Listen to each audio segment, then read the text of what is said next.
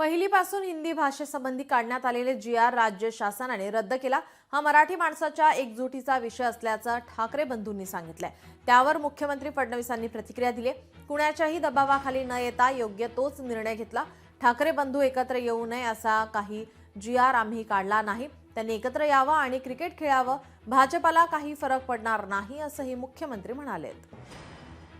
उद्धव ठाकरेजींच्या कार्यकाळामध्ये जो अहवाल आला होता, जो अहवाल लिहिण्यामध्ये उद्धव ठाकरेजींचा उजवा हात, त्यांचा उपनेता हा होता, ज्यांनी अहवालामध्ये लिहिलं की 1ली ते 12वी हिंदी सक्तीची करा, आणि तो अहवाल उद्धवजींनी कॅबिनेटमध्ये स्वीकारला आणि त्यानंतर नेहमीच्या पद्धतीनं घुमजाव केलं।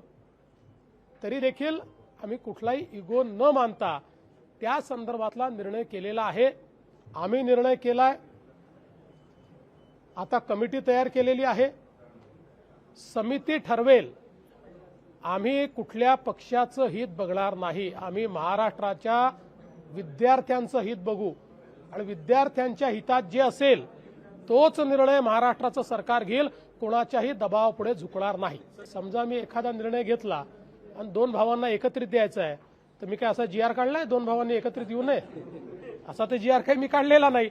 मला अतिशय आनंद आहे जर ते एकत्रित येत असतील तर त्यांनी जरूर एकत्रित यावं। क्रिकेट खेळावं, हॉकी खेळावी, टेनिस खेळावं, स्विमिंग करावं, जेवण करावं, आम्हाला काही अडचण नाही। लोकशाही मराठी ऐका, पहा, जागरूक रहा।